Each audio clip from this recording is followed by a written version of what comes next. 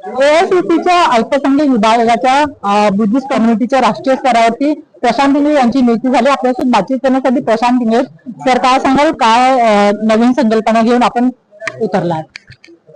खरं आज या पत्रकार संघामध्ये एआयसीसी मॅनेज डिपार्टमेंटच्या वतीनं परिषद होती, पत्रकार परिषद, आणि त्यामध्ये माझ्यासोबत आसामचे इन्चार्ज इक्बालभाई उपस्थित होते.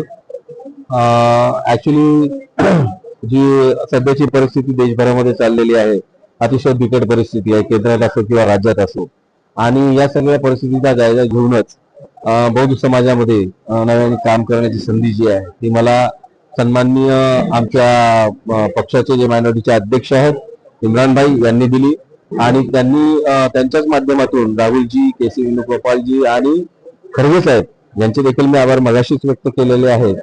तर अशा असताना मोठ्या प्रमाणामध्ये आपण बघत असाल की मगाशी मी सांगितलं की अनेक मुद्दे आहेत. अॅट्रॉसिटीचे मुद्दे असतील, 2018ची अॅट्रॉसिटीचा रेट जो असेल आणि तो आत्ताचा तुम्ही बघितलं तर पर्सेंटेजमध्ये 40.8% वाढ झालेली आहे. महिलांच्या सुरक्षतेचा प्रश्न असेल, हा जो प्रश्न आहे हे अतिशय जिव्हाळ्याचे प्रश्न आहेत. आणि दुसरं महत्वाचं, मगाशी मी आपल्याला जे उदाहरण सांगितलं की तरुण पिढी जी आहे, ह्या तरुण पिढीच्या डोळ्यावरून पट्टी काढण्याचं काम करायचं आहे. ती तरुण पिढी तर साधी सिधी नाही, ती सुपर हिरोज आहेत. फक्त ते बेल्ट मारलं तर तो आम्हाला काढण्याचं काम करत आहे. ज्या दिवशी आम्ही त्याच्या सक्सेसफुल, ज्या दिवशी आम्ही या सुपर हिरोजच्या डोळ्यावरची पट्टी तर आम्ही काढलेली आहे आता तुमच्या सगळ्यांच्या समोर, पण ज्या दिवशी या सुपर हिरोजला रिअलाइज होईल, कारण 2014 मध्ये हीच ते सुपर हिरो होती ज्यांना नवीन स्वप्न दाखवण्यात आली होती, आणि त्यांनी एका विशिष्ट समूह बीजेपीला सत्तेमध्ये आणून बसवलं, पण आज त्यांना दाखवलेले सगळे स्वप्न ते फेल गेलेले आहेत. म्हणून त्यांना आता नव्याने राहुल गांधीजींनी जी भारत जोडो यात्रा सुरू केली, त्याच्यामध्ये आपण बघितलं तरुणांनी फार मोठ्या प्रमाणामध्ये त्यांना साथ दिली, आणि आता जगभरात, देशभरातला तरुण जो आहे हा राहुलजींच्या सोबत यायला लागलेला, जुळायला लागला. ह्याला अजून मोठ्या प्रमाणामध्ये आम्हाला राहुलजींच्या सोबत आणायचं आहे. त्याचप्रमाणे बौद्ध समाज असेल, मग तो गुजरातमध्ये राहणार असेल, मध्य प्रदेशमध्ये असेल, किंवा मग राजस्थानमध्ये असेल, मणिपूरमध्ये असेल, मिझोरममध्ये असेल, किंवा साऊथमध्ये असेल, ते नॉर्थमध्ये, यांच्यापर्यंत पोहोचण्याचा पूर्ण प्रयत्न ही झाल्यानंतर माझा पहिला दौरा हा देशव्यापी दौरा मी काढणार आहे. राज्यामधून मी सुरुवात करीन आणि मग देशव्यापी देईन. तर हे सगळं करत असताना पक्षाला मजबूत करण्याचं काम आम्ही सगळे मिळून करणार आहोत. 29 पर्यंत आम्हाला ही परिस्थिती बदलायची आहे, आणि तुम्ही बघाल ज्या दिवशी या सुपर हिरोजच्या मनामध्ये हे सगळं येईल की आता बदलाव पाहिजे, तर त्या दिवशी राहुलजी गांधी त्यांना प्रेफरन्स दिल्याशिवाय ते राहणार नाही. ज्या प्रकारे आपण जेनजीजना पुढे आणण्याचा प्रयत्न करतात, काँग्रेस जनता पार्टी आता मैदानात उतरली. ती त्यांची जे सर्वे सीजेपी ते 6 तारखेला अभिजित दिप्ते भारतात येतात, पण तिथे सगळी जेनजी वळते. आपण कसं बघतो याच्याकडे? मी मगाशी तुम्हाला सांगितलं की दिप्तेजी त्यांचं काम करत आहे, आम्ही आमचं काम करत आहोत, आणि ही काही रस्सी खेच नाहीये ना की एवढे जेनजी तुमच्याकडे, एवढे जेनजी आमच्याकडे. तुमच्याकडे जे आहेत ते तुमच्याकडे आहेत, आमच्याकडे जे येतील ते आमच्याकडे येतील. आम्ही त्यांना विचारांनी बांधू, त्यांना समजून सांगू. आता प्रयत्न आम्ही ग्रुमिंग करण्याचं काम आम्ही करणारच आहोत. आणि I don't think so they need a grooming also, they just need to connect with a proper handle and channel. Dharmesh Pradhan त्यांचा राजीनामा ते लोक मागतात. नीट पेपर फुटी प्रकरण झाले, तुम्ही पण त्या आंदोलनाला सहभागी करणार? बघा, आतापर्यंत सोफार मी आमचं जर सांगू तुम्हाला तर एक निश्चित नीट पेपर फुटीचं जे प्रकरण झालं, नीटच नाही, याच्या आधी पण महाराष्ट्रामध्ये अनेकदा पेपर फुटीचं प्रकरण झालेलं आहे. आणि नीटच्या जर आपण एकदम अशा डीप शेवटपर्यंत जर गेलो तर आपल्याला कळेल कुठेतरी पुण्याचा पण रोल त्याच्यामध्ये मोठा आहे.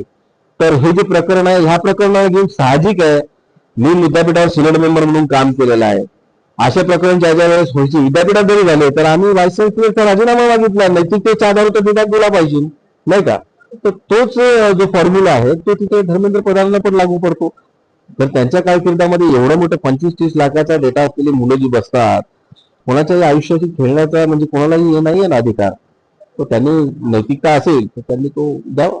पुढची भूमिका काय असणार आहे? आपण जेनजीजना काय आवाहन करणार?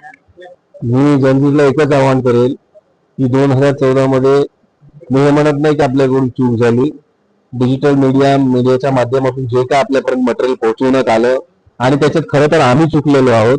आम्ही तुम्हाला त्यावेळेस कुठे सांगण्यामध्ये, समजवण्यामध्ये कमी पडलेलो आहोत, पण आता आम्ही ती चूक करणार नाही. आम्ही तुमच्या पाठीशी आहोत, तुमच्या सोबत आहोत, तुमच्या प्रत्येक प्रश्नावर तुमच्या सोबत आम्ही लढणार.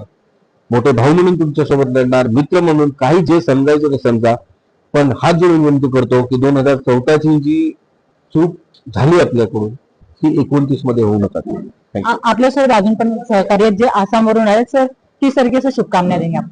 मुझे बहुत खुशी है कि एक बहुत ही एक्टिव मेंबर को इमरान प्रतापगढ़ी जी ने ये जिम्मेदारी दी है कि देश के जो बौद्ध समाज के लोग हैं उनको एकजुट करें और कांग्रेस की तरफ उनको जोड़ें कि देश के आज जो हालात है, जिस तरीके से संविधान का उल्लंघन करके काम हो रहा है, जिस तरीके से लोगों पे जुल्म हो रहे हैं, एक ताकतवर दूसरे कमजोर पर जुल्म कर रहा है, उसके खिलाफ एकजुट होकर लड़ना पड़ेगा हमें। और अगर ये हम नहीं करेंगे तो ये देश के लिए अच्छे शगुन नहीं है, अच्छे सिम्टम नहीं है। और मुझे खुशी है कि चूंकि उन्होंने आंदोलन से जुड़े हुए हैं, बहुजन आंदोलन से जुड़े रहे हैं, सीनेट मेंबर रहे हैं, तो वो समझते हैं, युवाओं की तकलीफ को समझते हैं, छात्रों की तकलीफ को समझते हैं। उसको आगे करके लोगों को एकजुट करके देश के लिए बेहतर कुछ करने का काम करेंगे। मुझे पूरी उम्मीद है। मैं बहुत बहुत बधाई देता हूं उनको. धन्यवाद आपका.